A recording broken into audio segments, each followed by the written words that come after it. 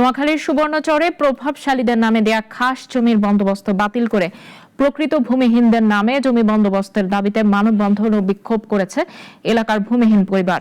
শনিবার দুপুরে উপজেলার মোহাম্মদপুর ইউনিয়নের চরউরিয়া গ্রামে এই কর্মসূচির আয়োজন করেন স্থানীয় ভূমিহীনরা। মানববন্ধন শেষে একটি বিক্ষোভ মিছিল গ্রাম প্রদক্ষিণ করে। তাদের অভিযোগ, প্রভাব খাটিয়ে অনুপস্থিত ব্যক্তিদের নামে বন্দোবস্ত নেওয়া হয়েছে আর প্রকৃত ভূমিহীনদের বছরের পর বছর বঞ্চিত রাখা হয়েছে।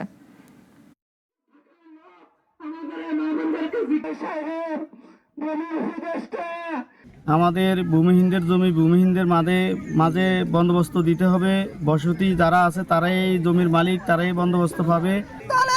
আস্তে আস্তে আমাদের এই জমিগুলো কাগজ করে লাগিয়েছে, আমরা উপরে এমনি লেভেল ভাবে বসে রয়েছি।